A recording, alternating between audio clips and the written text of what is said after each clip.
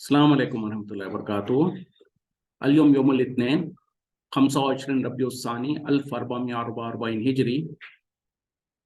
आज पीर का दिन है जिसको सोमवार भी कहा जाता है। नवंबर की 21 तारीख 2022। इंशाल्लाह अब हम अपनी कुरान क्लास शुरू करते हैं। आज हम सूरे इब्राहिम आयत नंबर 39 से इंशाल्लाह शुरू करेंगे। बिस्मिल्लाहि वल्हम्दुलिल्लाहि वस्सलातु वस्सलाम अला अशरफिल अंबियाई वल मुरसलीन अम्मा बाद फ़अऊज़ु बिल्लाहि मिनश शैतानिर रजीम रब्बि इश्रह ली सदरी वयस्सिर ली अमरी वहलुल उक़दतम मिन लिसानी यफ़क़हू क़ौली रब्बी ज़िदनी इल्मा अऊज़ु बिल्लाहि मिनश शैतानिर रजीम अल्हम्दुलिल्लाहिल्लज़ी। तमाम तारीफें अल्लाह के लिए है, वो जिसने वहबली अला किबरी मुझे बख्शा मेरे बुढ़ापे पर इस्माइल व इसहाक इस्माइल और इसहाक अलैहिस्सलाम। इन रब्बी बेशक मेरा रब समी दुआ दुआओं को सुनने वाला है। जैसे कि हम पढ़ रहे हैं कि इब्राहिम अलैहिस्सलाम के जो उनके अहवाल को बयान किया जा रहा है और उन्होंने जो दुआएं किया था उसको बयान किया जा रहा है। तो यहाँ पर भी जो उसी की कंटिन्यूएशन है। उन्होंने कहा कि तमाम तारीफें अल्लाह के लिए है, वो जिसने मुझे बुढ़ापे में बख्शा इस्माइल और इसहाक, और बेशक मेरा रब दुआओं को सुनने वाला है। मतलब क्या है, क्यों कह रहे हैं? क्योंकि जैसे कि हम जानते हैं कि इब्राहिम अलैहिस्सलाम बहुत बूढ़े हो चुके थे, उस वक्त तक उनके पास कोई औलाद नहीं थी। और जैसे कि हमने दूसरी जगह पर भी पढ़ा था, जब खास तौर पे फरिश्ते जो लूत अलैहिस्सलाम के कौम को हलाक करने के लिए जा रहे थे, तो उस वक्त में उन लोगों ने इब्राहिम अलैहिस्सलाम के घर पर आए, कुछ देर क़याम किया। और कैसे आए? जैसे कि इंसानी शक्ल में आए। और इब्राहिम अलैहिस्सलाम तो समझे कि वो कोई मेहमान है, तो फौरन जल्दी से गए, एक बछड़े को ज़िबा किया, उसको भून कर अपने मेहमान के सामने लाकर रख दिया। और जैसे कि इब्राहिम अलैहिस्सलाम के बारे में मशहूर है कि वो बहुत ज़्यादा मेहमान नवाज थे, किसी को भी घर पर आता तो उसको खाना खिलाए वगैरह बगैर नहीं भेजते थे। तो देखा कि कोई नए बाहर से लोग आए हैं, तो फौरन जल्दी से गए और बछड़ा लाकर ज़िबा कर उसको भून कर ला के रख दिया। अब देखा कि क्योंकि वो फरिश्ते तो इंसानी शक्ल में तो थे, लेकिन फरिश्ते थे, उनको तो कुछ पता नहीं है कि खाना क्या खाना है इस तरीके से। और उन लोगों ने जब खाना नहीं खाना चाहा, आगे हाथ नहीं बढ़ाए, तो इब्राहिम अलैहिस्सलाम दिल में खौफ महसूस किए। क्योंकि जैसे कि आज भी हम देखते हैं कि कोई हमारे घर में आता है और खाना नहीं खाता, तो इंसान समझता है कि ये कोई दुश्मनी निभाने के लिए आया है। तो बहरहाल मुख्तसर ये कि जब फरिश्तों ने इब्राहिम अलैहिस्सलाम को बशारत दिया था कि उस वक्त में उनकी बीवी भी वहीं पर खड़ी हुई थी, तो कहा कि तुम्हारे लिए अल्लाह की तरफ से बशारत है लड़के की। तो उस वक्त में उनकी बीवी भी हंसने लगी और कहने लगी कि ये बूढ़ा है और मैं भी बांझ हूं। तो उस वक्त में फरिश्तों ने भी कहा था कि अल्लाह ताला जो चाहता है वो करता है, और अहले बैत अल्लाह ताला तुम पर अपना एहसान करना चाहता है। तो ये है कि इब्राहिम अलैहिस्सलाम बहुत बूढ़े हो चुके थे, उस वक्त तक उनके घर में कोई औलाद नहीं हुई थी। और फिर उसके बाद फरिश्तों ने उनको बशारत दिया, और उस वक्त में सबसे पहले इस्माइल अलैहिस्सलाम और उसके बाद फिर इसहाक अलैहिस्सलाम, और उस तरीके से उनको और औलाद भी हुई। तो बहरहाल यहाँ पर वो इसीलिए अल्लाह का शुक्र अदा कर रहे हैं कि तमाम तारीफें अल्लाह के लिए है, वो जिसने मुझे मेरे बुढ़ापे में इस्माइल और इसहाक अता फरमाया, और बेशक मेरा रब दुआओं को सुनने वाला है।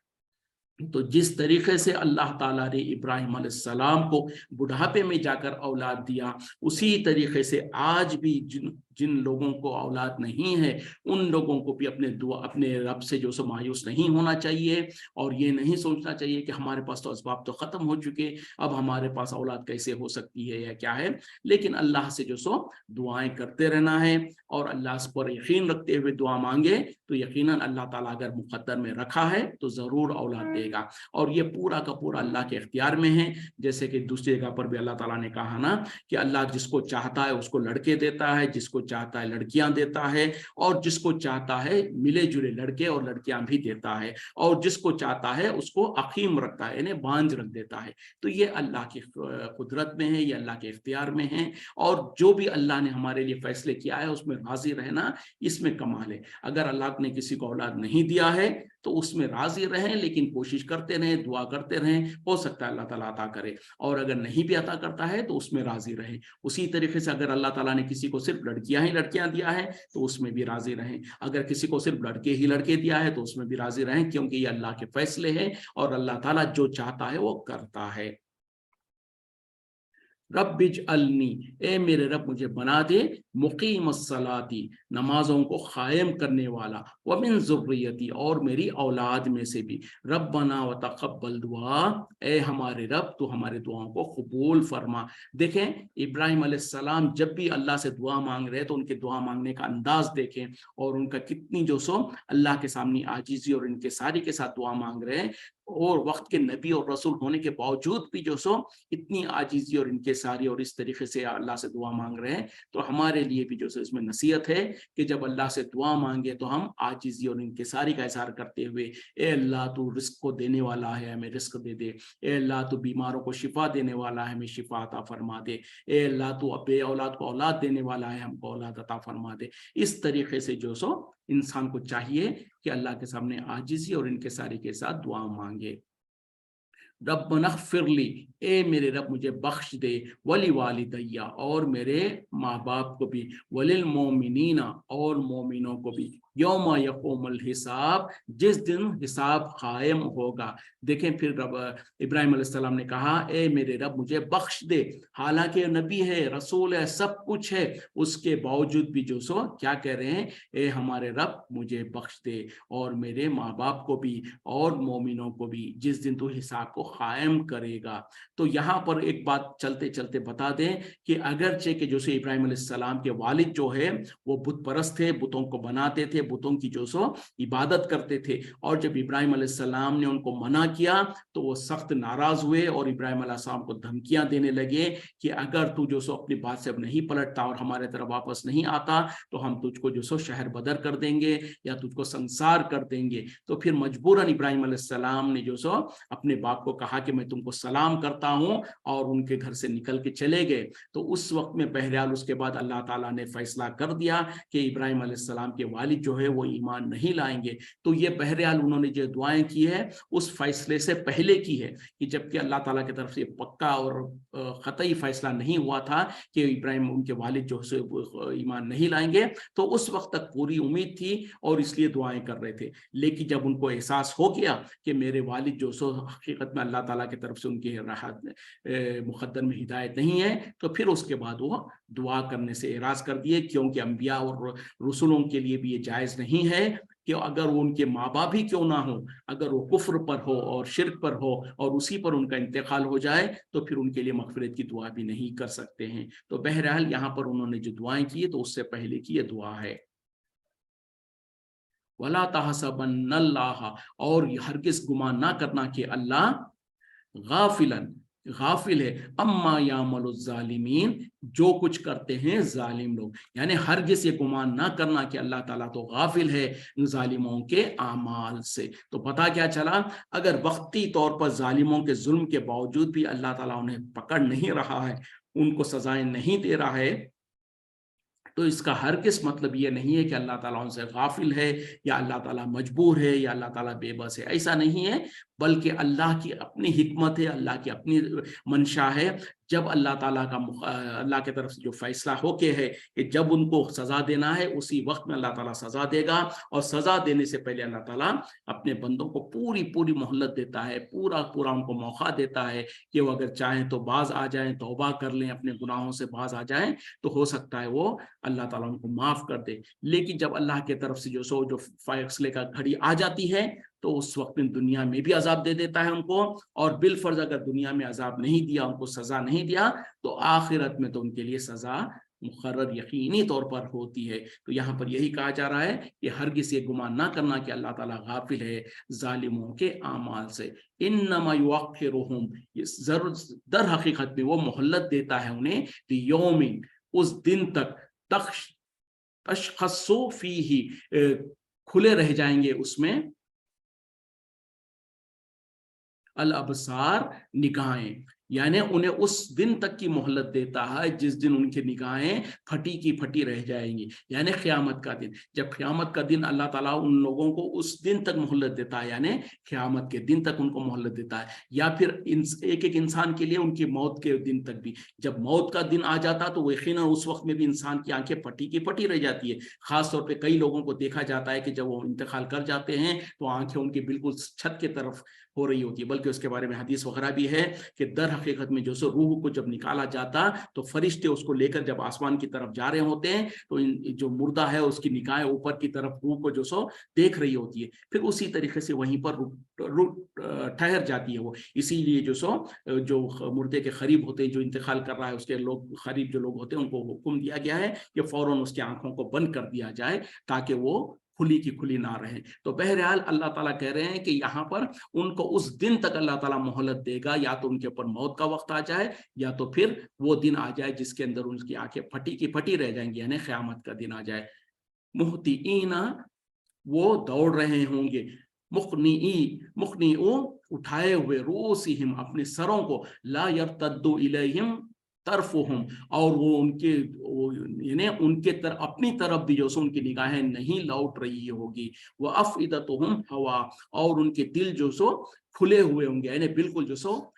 خالی ہوں گے. تو یہ جہنم قیامت کے دن کا اللہ تعالیٰ تھوڑا سا منظر کشی کر رہے ہیں کہ اس دن کیا ہوگا حال، کہ وہ دوڑ رہے ہوں گے، پاگلوں کے جیسے دوڑ رہے ہوں گے، ان کے سر بالکل اٹھے ہوئے ہوں گے اوپر. یعنی عام طور پر انسان کو جو سو نیچے دیکھ کر چلتا ہے، لیکن جب قیامت کے دن اور ہولناکیاں اس کی اتنی زیادہ ہوگی کہ سروں کو اوپر اٹھائے ہوئے دوڑ رہے ہوں گے، اور یہاں تک کہ ان کی نگاہیں اپنی طرف بھی نہیں جھک رہی ہوں گی، اور ان کے دل جو سو بالکل خالی اور اڑے ہوئے ہوں گے.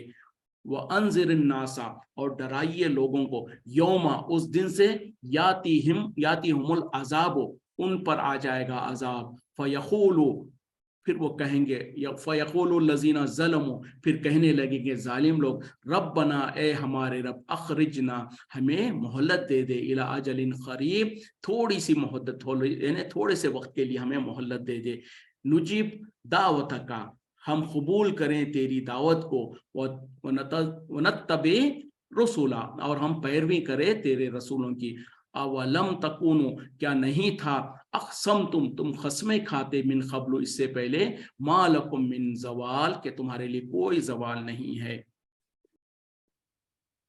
لوگوں کو ڈرائیے اس دن سے کہ جس دن عذاب آ جائے گا، اور وہ لوگ جو کہ جنہوں نے ظلم کیا وہ کہیں گے، اے ہمارے رب، ہمیں تھوڑی سی مہلت دے دے تاکہ ہم تیری دعوت کو قبول کریں اور ہم رسولوں کی پیروی کریں. اس وقت ان سے کہا جائے گا کہ کیا تم نہیں تھے کہ قسمیں کھاتے تھے اس سے پہلے کہ تمہارے لیے تو کوئی زوال ہی نہیں ہے. یعنی دنیا میں تم جو سو یہ قسمیں کھا کھا کے کہتے تھے کہ ہمارے لیے تو کوئی زوال نہیں ہے، ہم کو جو کچھ یہ ملا ہوا ہے، ہم کو امید، ہم کو تو لگتا نہیں کہ یہ ختم ہونے والا ہے، یا ختم ہوگا تو بھی دنیا میں جتنا ہم کو دیا گیا ہے تو آخرت میں بھی اتنا ہی دیا جائے گا، اس سے بھی زیادہ دیا جائے گا. تو اس طریقے کے جو دنیا میں لوگ تکبر اور غرور کے ساتھ جو لوگ در حقیقت میں آخرت کا انکار کر رہے ہوتے ہیں، اس وجہ سے وہ کہتے ہیں کہ جو کچھ ہے یہی دنیا میں ہے، اس کے بعد مرنے کے بعد کس کو پتا ہے کہ کیا ہے کیا نہیں ہے، کس نے دیکھا. تو اس طریقے کی جو باتیں کرتے ہیں تو ان لوگوں کے بارے میں ہی کہا جا رہا ہے کہ ان لوگوں کو ڈرائیے، یعنی اس دنیا میں ان لوگوں کو ڈرائیے تاکہ اس سے پہلے کہ ان کے اوپر عذاب آ جائے، وہ دن آ جائے جس میں ان کے اوپر عذاب آ جائے. اور وہ عذاب کو دیکھنے کے بعد وہ لوگ جنہوں نے ظلم کیا تھا، یعنی دنیا میں جو تکبر اور غرور کے کام کرتے تھے، وہ جب حقیقت کو جان لیں گے تو اس وقت میں کہیں گے، اے ہمارے رب، ہمیں تھوڑی سی مہلت دے دے تاکہ ہم تیری دعوت کو قبول کر لیں اور تیرے رسولوں کی پیروی کریں. لیکن اس وقت میں کہنا اور حق کو قبول کر لینا اور یہ کہنا کہ یا اللہ ہم کو دوبارہ لوٹا دے، یہ محض عبث ہے اور بیکار اور فالتو ہے. اس وقت میں نہ انہیں مہلت ملے گی، نہ ان کو واپس بھیجا جائے گا، بلکہ اللہ تعالیٰ نے کہا کہ یہ تو ان کے زبانوں سے صرف افواہیں ہیں، باتیں ہیں جو یہ کہہ رہے ہیں اپنے زبانوں سے، اور بالفرض اگر ان کو دوبارہ دنیا میں بھیج بھی دیا جائے گا تو پھر بھی یہ وہی کچھ کریں گے جن سے ان کو منع کیا گیا تھا. کیوں کہ جس کی فطرت میں جو اگر سدھرنا ہوتا تو پہلے ہی وقت میں جب انبیاء اور رسول ان کے سامنے آتے اور ان کو سمجھاتے تھے اسی وقت میں سدھر جاتے. لیکن ان کے فطرت میں جو سو نہیں ہے حق کو قبول کرنا، تو بالفرض اگر اللہ تعالیٰ خود کہہ رہا ہے کہ اگر ان کو دوبارہ زندگی میں بھیج بھی دیا جائے، دنیا میں بھیج بھی دیا جائے، تو یہ پھر بھی وہی کچھ عمل کریں گے جس سے ان کو منع کیا گیا تھا. تو پتہ کیا چلا کہ عذاب کو دیکھ کر وہاں پر تو عاجزی اور انکساری کریں گے اور کہیں گے کہ اے اللہ ہم کو دوبارہ لوٹا دے، ہم جو سو تیری اطاعت و فرما برداری تابعداری کریں گے اور فلاں اور بہت جگہوں پر ان کی اور مختلف قول کو نقل کیا گیا ہے، لیکن نہ یہ ان کو مہلت دی جائے گی، نہ ان کو دوبارہ دنیا میں لوٹایا جائے گا۔ اب تو جو کچھ انہوں نے دنیا میں عمل کیا تھا اس کی سزا پانا باقی ہے، تو وہ دن آنے سے پہلے، اسی لیے کہا جا رہا ہے کہ لوگوں کو ڈرائیے اس دن کے آنے سے پہلے۔ تو اسی لیے ہم کو بھی چاہیے کہ ہم بھی ہوش کے ناخن لیں اس دن کے آنے سے پہلے، اور اس سے بھی پہلے اپنی موت کا وقت آنے سے پہلے۔ اس دنیا کے اندر جب موت آنے سے پہلے اگر ہم نے جو دنیا میں جو کچھ گناہ کیا ہے، غلطیاں کیے ہیں، جو کچھ ظلم و زیادتی کی ہے، لوگوں کے ساتھ حقوق العباد میں ہم نے جو سو ظلم و زیادتی کیا ہے یا کسی کا نقصان کیا ہے، کسی کو تکلیف دیا ہے، تو آج ہمارے پاس موقع ہے، اب ہمارے پاس مہلت ہے کہ ہم ان لوگوں سے معافی مانگ لے، ہم ان کے حق تلاف ان سے جو سو معافی مانگ کر یا ان کا جو کچھ ہم نے نقصان کیا اس کو بھرپائی کر کے یا جیسے بھی ہو سکتا ہے ان سے جو سو اپنا جو سو حساب کتاب برابر کر لیں۔ اسی طریقے سے اللہ کے ساتھ جو ہم نے جو سو ناشکری کی ہے یا ظلم و زیادتی کی ہے یا اس کی عبادتوں میں جو سو کمی کی ہے، اس سے بھی اللہ سے بخشش مانگ لے سکتے ہیں، اور شرک اور کفر کے کام کیا ہے تو اس سے توبہ کر سکتے ہیں۔ تو آج ہمارے پاس وقت ہے، آج ہمارے پاس مہلت ہے۔ یہ مہلت کب تک ہے کسی کو کچھ پتا نہیں ہے، ایک دن ہے، ایک مہینہ ہے، ایک سال ہے، 10 سال ہے، کسی کو کچھ پتا نہیں ہے، اور انسان کو ایک لمحے کی پتا نہیں ہے۔ تو اسی لیے توبہ کرنے کے لیے جلدی کرنی چاہیے، فوراً جلد سے جلد اپنے رب سے توبہ کریں۔ اسی طریقے سے اگر اللہ کے بندوں کے ساتھ اگر کوئی حقوق میں پامالی کیا ہے، کوئی ظلم و زیادتی کیا ہے، تو ان سے بھی معافی مانگ لینا، ان سے بھی ان کے حقوق کو واپس کر دینا، یا جیسے بھی ہو حساب کتاب برابر کر لینا، یہ ضروری اور لازم ہے۔ ورنہ تو اسی حالت میں اگر چلے گئے اور اللہ نہ کرے اگر ہم نے شرکیہ اور کفریہ اعمال کرتے ہوئے یا عقیدے رکھتے ہوئے چلے گئے، پھر تو کوئی سوال ہی نہیں ہے۔ ان کے لیے تو اللہ کی طرف سے فیصلے واضح ہے کہ ایسے لوگوں کے لیے ان کا ٹھکانہ جہنم ہے، اور ان کے اوپر جنت کو اللہ نے حرام کر دیا۔ اگر اس کے خلاف اس سے تو بچے ہوئے ہیں، لیکن حقوق العباد میں بہت سارے کوتاہیاں کیا ہے، بہت سارے ظلم و زیادتی کی ہے، تو وہاں پر اللہ تعالیٰ تو انصاف کرنے والا ہوگا، اور اللہ تعالیٰ کہے گا، اور لوگ آئیں گے اللہ سے سوال کریں گے کہ یا اللہ اس انسان نے ہمارے ساتھ یہ ظلم کیا تھا، یہ زیادتی کی تھی، ہمارا یہ نقصان کیا تھا۔ تو اس وقت میں اللہ تعالیٰ جو سو اس کے نیک اعمال کو لے کر ان کو دیتا جائے گا، یہاں تک کہ اس کے نیک اعمال ختم ہو جائیں گے اور لوگ سوال کرنے والے باقی رہ جائیں گے۔ پھر ان کے گناہوں کو لے کر اس کے حساب میں ڈالتا جائے گا اللہ تعالیٰ، یہاں تک کہ اس کے گناہوں کا پلڑا بھاری ہو جائے گا، اور پھر اس کو منہ کے بل گھسیٹتے ہوئے جہنم میں پھینک دیا جائے گا۔ تو نبی صلی اللہ علیہ وسلم نے کہا کہ میری امت کا یہ سب سے مفلس انسان ایسا انسان ہے جو نیکیاں تو کر کے آئے گا، لیکن ساتھ میں جو سو لوگوں کو جو سو تکلیفیں دے کر، لوگوں کو ایذا پہنچا کر، لوگوں کا ظلم و زیادتی کر کے آیا ہوگا، جس کے وجہ سے اس کے تمام نیکیاں ختم ہو جائیں گے اور لوگوں کے گناہ اس کے حساب میں ڈال دیے جائیں گے۔ اللہ تعالیٰ ہم کو محفوظ رکھے۔ تو جہاں پر اللہ کے حقوق کی حفاظت کرنا ضروری ہے، اور اللہ کے حقوق کیا ہے کہ اللہ ہی کی عبادت کی جائے اور اس کے ساتھ کسی کو شریک نہ کیا جائے، اور اللہ نے جو کرنے کے حکم احکامات دیے ہیں اس کو کیا جائے، اور جس سے بچنے کا حکم دیا ہے اسے بچا جائے۔ جو حلال چیزیں اللہ تعالیٰ نے مقرر کیا ہے اس کو استعمال کیا جائے، اس کے اوپر عمل کیا جائے، جو حرام ہے اس سے بچا جائے۔ یہ اللہ کے حقوق ہے، اور اللہ کے بندوں کے بھی حقوق ہیں، اور وہ حقوق بہت زیادہ ہے، خاص طور پہ میاں بیوی کے حقوق ہے، ماں باپ کے حقوق ہے، اولاد کے حقوق ہے، پڑوسی کے حقوق ہے، سب جتنے جن کے ساتھ آپ کا اٹھنا بیٹھنا ہوتا ہے ہر ایک کا حقوق ہے۔ ان تمام کے حق کو ہم ادا کریں، ان کسی کے پر ظلم و زیادتی کرنے والے نہ ہوں، تو پھر انشاءاللہ اللہ تعالیٰ ہم کو آسانی کے ساتھ جنت میں داخل کرے گا۔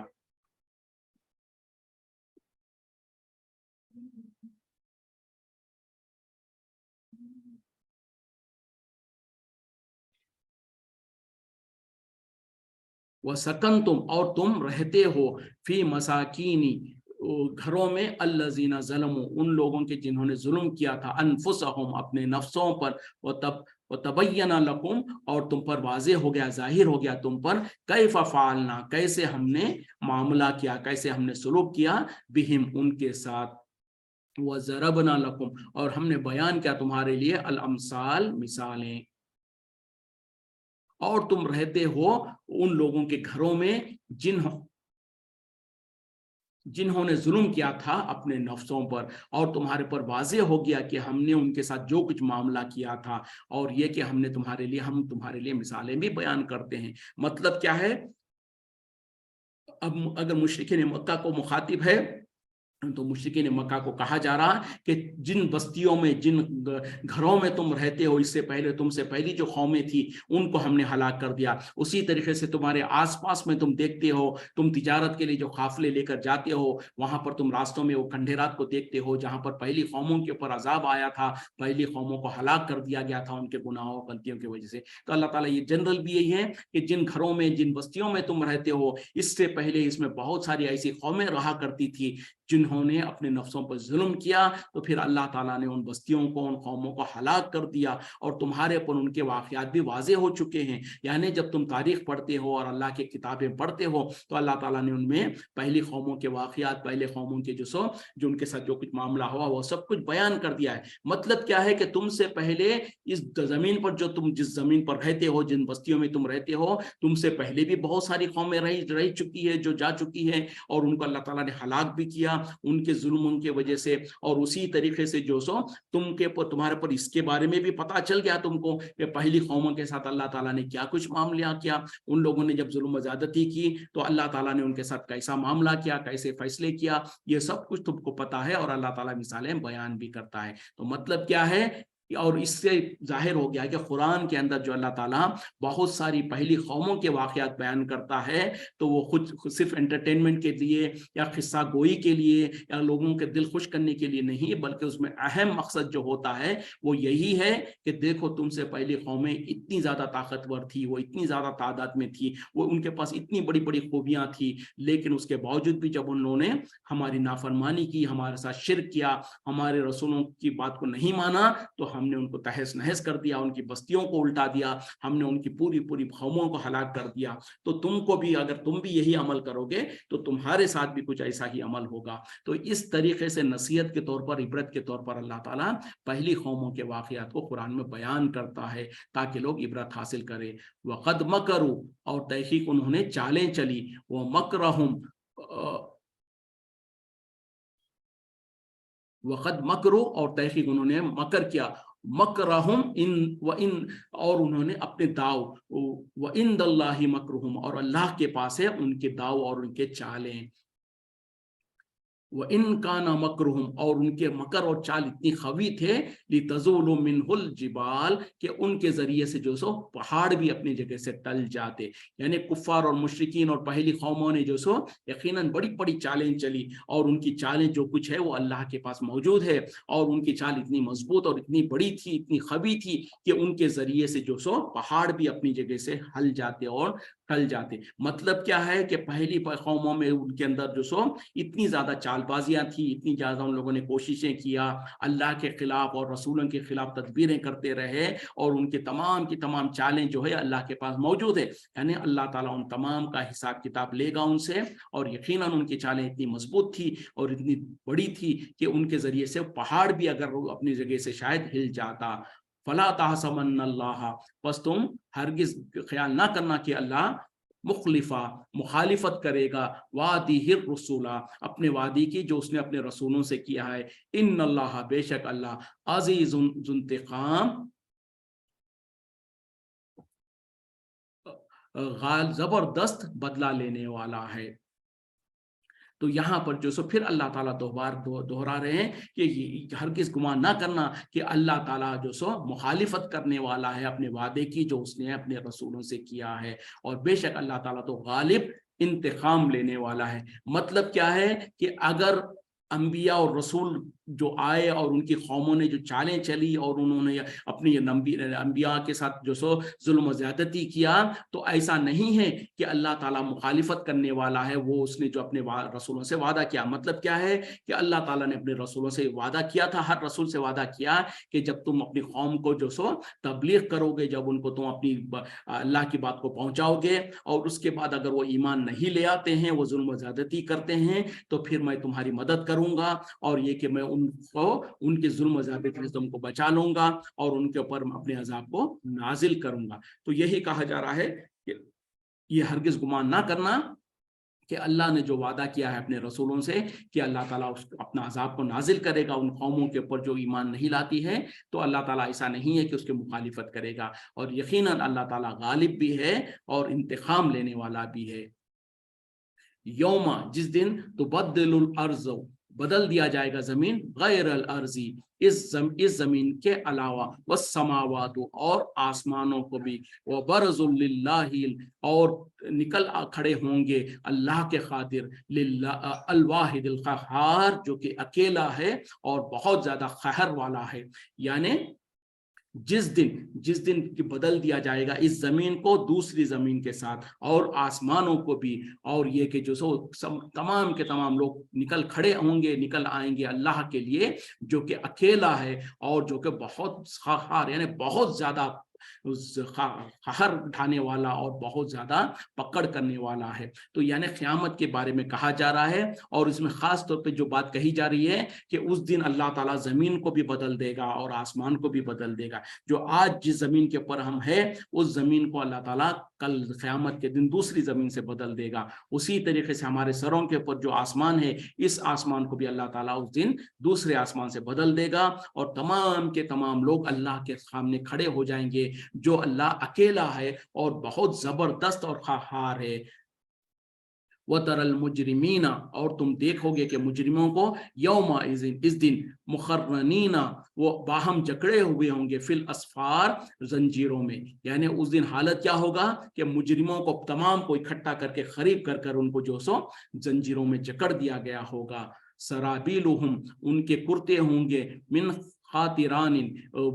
گندک کے, وہ تخشا وجوہہم النار اور ان کے چہرے جو سو ڈھانپے ہوئے ہوں گے آگ سے. اللہ رحم کرے کہ دیکھیں کتنے احوال کے بیان کیے جا رہے ہیں کہ اس دن قیامت کے دن مجرموں کو کیا ہوگا کہ ان کو زنجیروں میں آپس میں قریب کر کے زنجیروں میں جکڑ دیا جائے گا اور ان کے کرتے ہوں گے گندک کے اور ان کو جو سو ان کے چہروں پر بھی آگ لپیٹ دی جائے گی. جیسے کہ چہرے کے اوپر آپ آگ لپٹ دینا یا کسی کپڑے سے کسی انسان کو چہرے سے لپٹ دیا جاتا اس طریقے سے ان کے جسموں پر اور چہروں پر جو سو آگ کو لپیٹ دیا جائے گا. لیجزی اللہ تاکہ بدلہ دے دے اللہ تعالیٰ کل نفس ہر نفس کو ما کسبت جو کچھ اس نے کمایا ہوگا. ان اللہ سریع الحساب اور اللہ تعالیٰ جلد حساب لینے والا ہے. یعنی یہ سب کچھ کیوں ہوگا تاکہ اللہ تعالیٰ ہر نفس کو بدلہ دے دے جو اس نے کمایا ہوگا اور یقیناً اللہ تعالیٰ بہت جلد حساب لینے والا ہے. دیکھیں یہاں پر پہلے اللہ تعالیٰ نے کہا نا کہ اللہ تعالیٰ